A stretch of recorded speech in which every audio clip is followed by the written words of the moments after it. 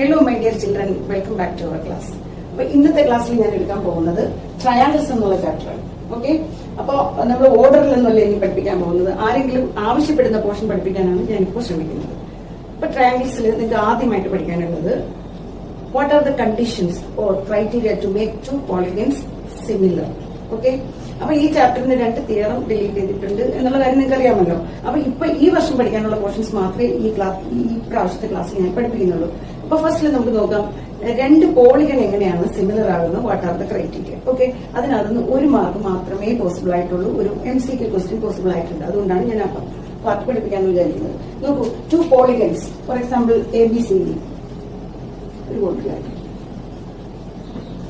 And PQRS another polygon. ഇത് രണ്ടും similar ആകണമെന്നുണ്ടെങ്കിൽ ഇതിന്റെ കറസ്പോണ്ടിങ് ആംഗിൾസ് ഈക്വലും ആകണം, കറസ്പോണ്ടിങ് സൈഡ്സ് പ്രൊപ്പോർഷണൽ ആകണം. കറസ്പോണ്ടിങ് ആംഗിൾസ് എന്ന് പറയുമ്പോൾ angle A equal to angle B ആകണം. ഫോർ എക്സാമ്പിൾ ഇതിപ്പോ 60 ഡിഗ്രി ആണെന്ന് വെച്ചു, ഇത് 100. ഓക്കെ, അപ്പൊ ഇതും 60 ആകണം, ഇത് 100 ആകണം. പിന്നെ 160 എന്നേക്കുള്ളൂ. ഇതൊരു 80 ഡിഗ്രി ആണെന്നുണ്ടെങ്കിൽ ഈ ആംഗിൾ എത്ര ആകണം? 80. അപ്പോ ഓക്കെ, അപ്പൊ ഈ ആംഗിൾ എത്ര വരും? 120. എന്തുകൊണ്ടാ? എല്ലാ ആംഗിളും കൂടെ ആഡ് ചെയ്താൽ 360 വരാൻ പാടുള്ളൂ ഒരു ക്വാഡ്രിലാറ്ററൽ. അങ്ങനെ വരുമ്പോൾ all the corresponding angles are equal ആണ്. ഈ കേസിൽ 60 എല്ലാ ആംഗിളും ഈക്വലും ആകണം. ഇത് മാത്രം പോലെ കണ്ടീഷൻ. പിന്നെ എന്ത് ആകണം? സൈഡ്സ് പ്രൊപ്പോർഷണൽ ആണ്. ഇപ്പൊ ഇവിടെ ഈ സൈഡ് ഇപ്പൊ നോക്കിയുള്ളൂ, ദിസ് ഇസ് 2 സെന്റിമീറ്റർ, ഇത് 4 ആണ്. ആൻഡ് ദിസ് ഇസ് 3, ഇത് 6. 4 സെന്റിമീറ്റർ, 8 സെന്റിമീറ്റർ, 5 സെന്റിമീറ്റർ, 10 സെന്റിമീറ്റർ. ഇങ്ങനെയാണെന്നുണ്ടെങ്കിൽ നോക്കൂ, all the angles are equal and sides അപ്പൊ എങ്ങനെ വരുന്നത്? AB by PQ equal to എത്ര വരും? 2/4. 2/4 ഇറ്റ് ഇസ് 1/2. ഇനി അടുത്ത സൈഡ് നോക്കൂ, BC by QR 3/6. 3 divided by 6 also 1/2. ഇനി അതിന്റെ അടുത്ത സൈഡ് നോക്കൂ, CD by SR that's equal to 4 divided by 8, that is also 1/2. And AD divided by PS or SP, that is equal to 5 divided by 10, that's also 1/2. അപ്പൊ എല്ലാ ആംഗിൾസും ഈക്വലുമാണ്, corresponding side പ്രൊപ്പോർഷനും ആണെന്നുണ്ടെങ്കിൽ these 2 polygons are similar. ഇതാണ് സിമിലാരിറ്റിയുടെ condition for polygons. അതില് equilateral triangle നോക്കൂ, all equilateral triangles are similar, all squares are similar, പിന്നെ all circles are similar. ഇതൊക്കെ നിങ്ങൾ just ഒന്ന് മനസ്സിലാക്കിയിരുന്നാൽ മതി. ഇപ്പൊ ചില കുട്ടികൾക്ക് ഒരു ഡൗട്ട് വരുന്നത്, ഈ ഇക്വിലാറ്റർ ട്രയാങ്കിൾ എങ്ങനെയാ സിമിലർ ആകുന്നത്, അത് കോൺഗ്രുവന്റ് അല്ലേ എന്ന് തോന്നുന്നു. അപ്പൊ അതിനൊരു എക്സ്പ്ലനേഷൻ തരാം. നോക്കുള്ളൂ, ഇക്വിലാറ്റർ ട്രയാങ്കിൾസ് എങ്ങനെ സിമിലാരിറ്റി വരുന്നത് നോക്കൂ. ABC ഒരു equilateral triangle and PQR equilateral triangle. അപ്പൊ ഓൾ ദ ആംഗിൾസ് ആർ 60. ഇത് നമുക്കറിയാം, എല്ലാ ഇക്വിലാറ്റർ ട്രയാങ്കിളിന്റെയും ഈച്ച് ആംഗിൾസ് 60 ഡിഗ്രിയാണ്. പക്ഷെ ഈ ഇക്വിലാറ്റർ ട്രയാങ്കിളിന്റെ സൈഡ് ആയിരിക്കും ഇതിന്റെ അല്ല. അപ്പൊ ഈ സൈഡ് ഇപ്പൊ നോക്കുള്ളൂ, ഇതിന്റെ എല്ലാം സൈഡ് 5 സെന്റിമീറ്റർ ആണ്. ഈ ട്രയാങ്കിളിന്റെ സൈഡ് എല്ലാം 6 സെന്റിമീറ്റർ ആവുന്നില്ലേ? അപ്പൊ നോക്കൂ, all the corresponding angles are equal. Side BC by QR എത്ര വരും? 5/6. AC by PR 5/6. And AB by PQ എന്ന് വരുന്നു 5/6. അപ്പൊ നിങ്ങളുടെ ടെക്സ്റ്റ് ബുക്കിലെ ഫസ്റ്റ് പോർഷൻ എന്താ പഠിപ്പിച്ചിരിക്കുന്നത്? If 2 polygons are similar, if they have corresponding angles equal and corresponding sides are proportional. ഇതുപോലെ വന്നു കഴിഞ്ഞാൽ സിമിലർ ആയിരിക്കും. അപ്പൊ ശ്രദ്ധിക്കുക, all congruent, all circles are similar, all equilateral triangles are similar, all squares are similar. മറക്കരുത് കേട്ടോ. നമുക്ക് ഇനി അടുത്ത തിയറം പഠിക്കാം. അപ്പൊ നമുക്ക് പഠിക്കാനുള്ള ഫസ്റ്റ് തിയറമാണ് basic proportionality theorem, or it is also called Thales theorem. Because ഒരു ഫേമസ് മാത്തമാറ്റീഷ്യൻ തെയ്ൽസ് എന്നുള്ള പേരുള്ള മാത്തമാറ്റീഷ്യനാണ് ഈ തിയറം പ്രൊപ്പോസ് ചെയ്തത്. അതുകൊണ്ടാണ് അതിനെ എന്ത് വിളിക്കുന്നത്? തെയ്ൽസ് തിയറം എന്ന് വിളിക്കും. അപ്പം സ്റ്റേറ്റ് ആൻഡ് പ്രൂവ് തെയ്ൽസ് തിയറം എന്ന് പറഞ്ഞാലും ഇത് തന്നെയാണ് ബേസിക് പ്രൊപ്പോർഷണാലിറ്റി തിയറമാണ്. ഇതെങ്ങനെ പ്രൂവ് ചെയ്തിരിക്കുന്നത് നോക്കാം. അപ്പൊ ഒരു തിയറം പ്രൂവ് ചെയ്യേണ്ട സ്റ്റെപ്സ് എങ്ങനെയാണ്? ഫസ്റ്റ് നമ്മൾ ഗിവൺ എഴുതുക, then to prove, then proof. ആ ഒരു മെത്തേഡിലാണ് എഴുതുന്നത്. അപ്പൊ തിയറം എന്താ പറയുന്നതെന്ന് ആദ്യം ഒന്ന് എക്സ്പ്ലെയിൻ ചെയ്ത് തരാം. If a line is drawn parallel to one side of a triangle to intersect the other 2 sides in 2 distinct points, then the other 2 sides are divided in the same ratio or same proportion. എങ്ങനെയാണെന്ന് ഞാൻ diagram വെച്ച് കാണിച്ചു തരാം. Okay, in a triangle, that is ഒരു ട്രയാങ്കിളില് A B C ഒരു triangle ആണെന്ന് വിചാരിച്ചു. A line is drawn parallel to one side of it. ഈ സൈഡിന് ഒരു പാരലൽ വരച്ചാൽ അത് ആ ലൈൻ മറ്റേ രണ്ട് സൈഡിൽ ഇന്റർസെക്ട് ചെയ്യാൻ വേണം. ഡി, അതായത് ഇങ്ങനെ ഒരു ട്രയാങ്കിൾ വന്നിട്ട് ഇതും വേണമെങ്കിൽ ഈ സൈഡിന് പാരലാണ്. പക്ഷെ ഇങ്ങനെ വരാൻ പാടില്ല. എങ്ങനെ വരണം? മറ്റേ രണ്ട് സൈഡിലും ഇന്റർസെക്ട് ചെയ്യണം. ഇവിടെ ഒന്ന് ഇന്റർസെക്ട് ചെയ്തിട്ടുണ്ടെങ്കിൽ ഈ രണ്ട് സൈഡും പ്രൊപ്പോർഷണൽ ആയിരിക്കും. That is A D divided by D B equal to എന്ത് വരും? A E by E C. അപ്പൊ ചില കുട്ടികൾക്ക് ഒരു സംശയം തോന്നും, ഈ സൈഡിന് മാത്രം പാരലൽ വന്നാലേ ഇങ്ങനെ വരുള്ളൂ. അല്ല, ഏത് സൈഡിന് പാരലൽ വരച്ചാലും അങ്ങനെ വരും. ഇപ്പൊ ആ എല്ലാ കേസും ഞാൻ കാണിച്ചു തന്നിട്ടുള്ളൂ. ഇത് ട്രയാങ്കിൾ എ ബി സി ആണ്. എ ബിക്ക് പാരലൽ വരയ്ക്കുന്നു. ഇങ്ങനെ വരച്ചോളൂ. കണ്ടോ? അപ്പൊ ഇവിടെയും എന്ത് വരുന്നു? എ ബിക്ക് പാരലൽ ഇ ഡി വരച്ചാലും എന്ത് വരും? B E by E C equal to A D by D C വരും. അവിടെയും പ്രൊപ്പോർഷൻ വരും. ഇനി ഈ സൈഡിന് പകരം നമുക്ക് നേരത്തെ ഇങ്ങനെയല്ലേ വരച്ചത്? ഇനി ഒരു സൈഡ് കൂടെ ഉണ്ടല്ലോ. ഇവിടെ നോക്കൂ, എ സിക്ക് പാരലൽ വരച്ചു. ഇങ്ങനെ വരച്ചു എ സി, ഈ ലൈൻ പാരലൽ. അപ്പൊ ഈ ലൈനിന് പാരലൽ വരച്ചു.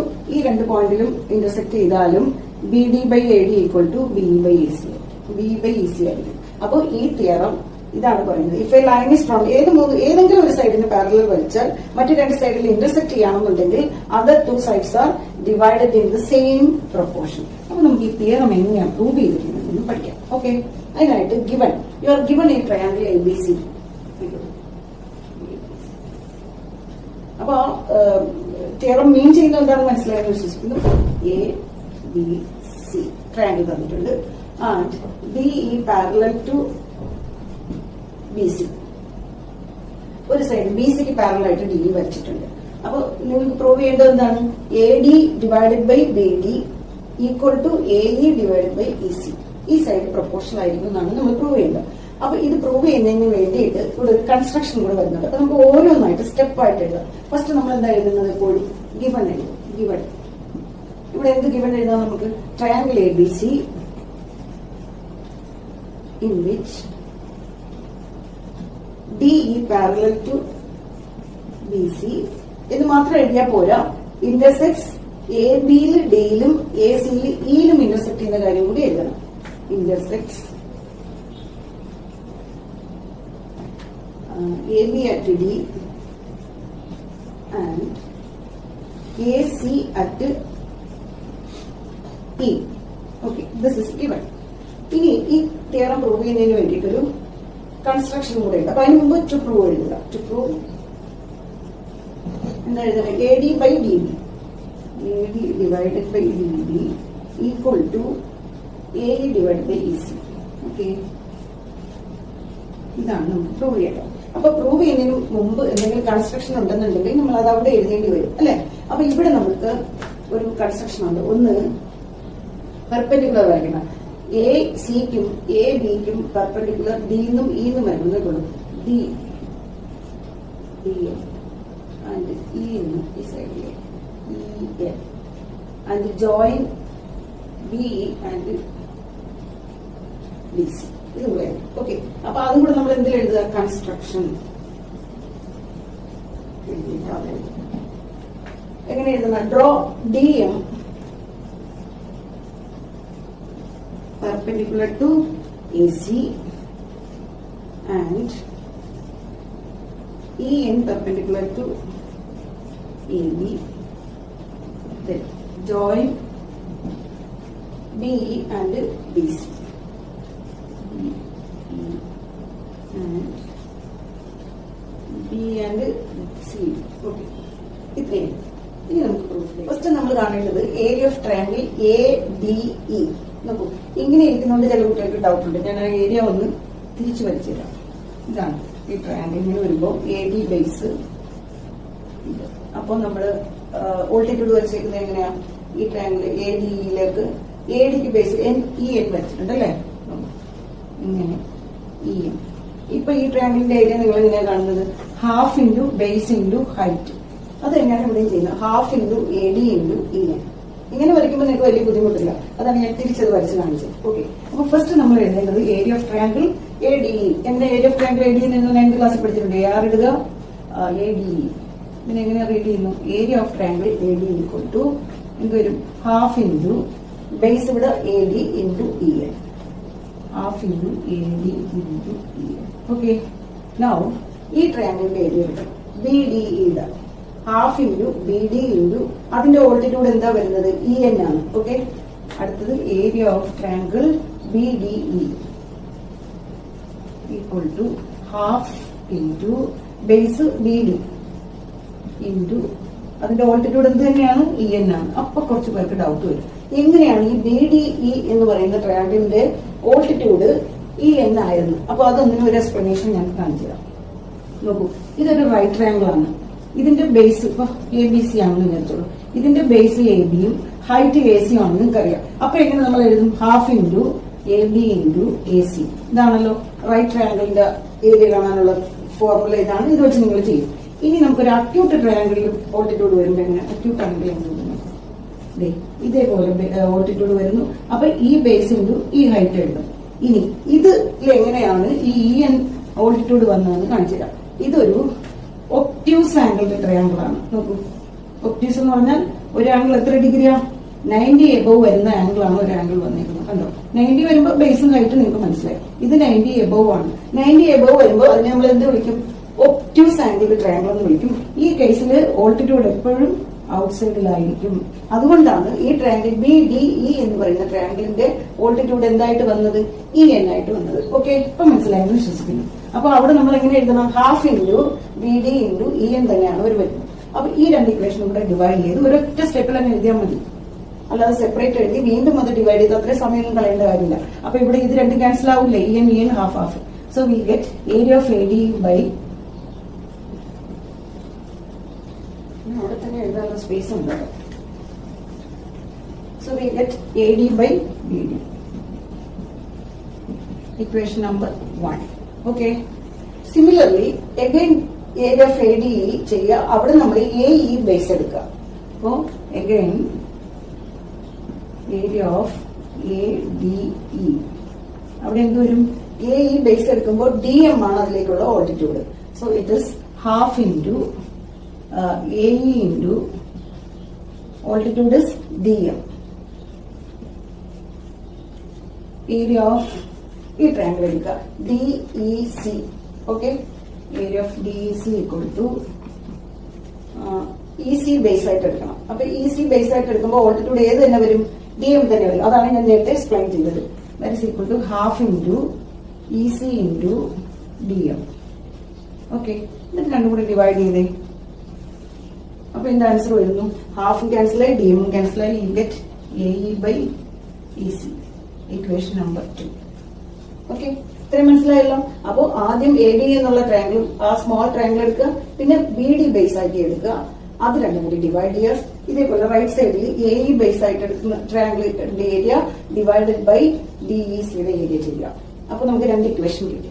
ഇനി ഈ രണ്ട് ട്രയാങ്കിൾ നമ്മൾ ഈ ഡിനോമിനേറ്ററിൽ എഴുതിയിരിക്കുന്ന രണ്ട് ട്രയാങ്കിളിനെ ഒന്ന് ഒബ്സർവ് ചെയ്ത്, നിങ്ങൾ 9th ക്ലാസ്സിൽ ഒരു property പഠിച്ചിട്ടില്ലേ? 2 triangles on the same base and between same parallels are equal in area.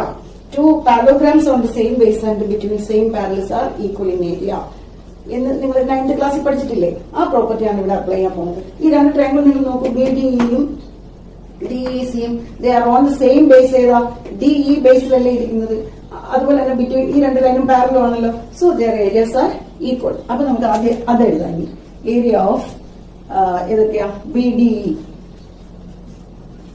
Equal to area of DEC. ഇങ്ങനെ എഴുതിയ പോലെ അതിന്റെ റീസൺ എഴുതണം അല്ലേ?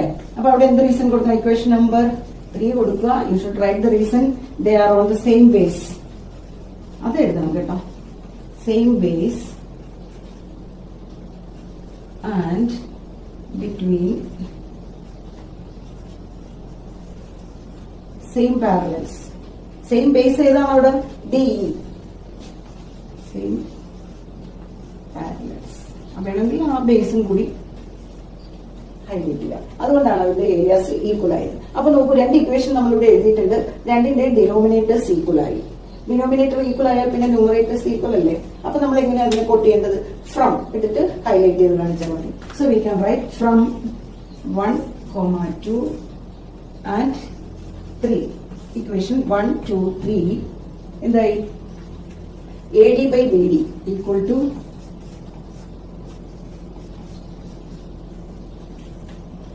to AE by EC. ഇതല്ലേ നമുക്ക് പ്രൂവ് ചെയ്യേണ്ടത്. AD by BD or AE by D. BDയും DBയും സെയിം തന്നെയാണ് കേട്ടോ, എങ്ങനെ എഴുതിയാലും കുഴപ്പമില്ല. ഇങ്ങനെയാണ് ബേസിക് പ്രൊപ്പോർഷണാലിറ്റി തിയറം നമ്മൾ പ്രൂവ് ചെയ്തത്. ഇതിനകത്ത് ഇനി ഏതെങ്കിലും ഡൗട്ട് ഉണ്ടോ? ഞാൻ എങ്ങനെയാണ് ഈ വോൾട്ടിറ്റ്യൂഡ് വന്നതെന്നൊക്കെ എക്സ്പ്ലെയിൻ ചെയ്ത് തന്നിട്ടുണ്ട്. അപ്പൊ ഇത് ബേസ് ചെയ്തിട്ടുള്ള ക്വസ്റ്റ്യൻസ് ആണ് നമ്മൾ ഇനി അടുത്ത ക്ലാസ് ചെയ്യുന്നത്. ഈ തിയറം മനസ്സിലായി എന്ന് ഞാൻ വിശ്വസിക്കുന്നു. അപ്പൊ BPT ഇതിനെ നമ്മൾ ഷോർട്ടായിട്ട് വിളിക്കുന്നത് BPT എന്നാണ് കേട്ടോ. അപ്പൊ നിങ്ങൾ ഈ തിയറം പ്രൂവ് ചെയ്ത് പഠിക്കുക. ഈ തിയറം മനസ്സിലാക്കി കഴിഞ്ഞാൽ പിന്നെ ഇത് ബേസ് ചെയ്ത് വരുന്ന ക്വസ്റ്റ്യൻസ് ആർ വെരി സിമ്പിൾ ആണ്. ഇപ്പൊ പ്രൂഫിന് വേണ്ടിയിട്ട് ചിലപ്പോൾ തിയറം ചോദിക്കാറുണ്ട്. മനസ്സിലായി എന്ന് വിശ്വസിക്കുന്നു. മനസ്സിലായെങ്കിൽ നിങ്ങൾ എല്ലാവർക്കും ക്ലാസ് ഷെയർ ചെയ്യുകയും എന്ത് ചെയ്യുക, സബ്സ്ക്രൈബ് ചെയ്യാൻ പറയുക. അടുത്ത ക്ലാസ്സിൽ കാണാം കേട്ടോ. Okay, by.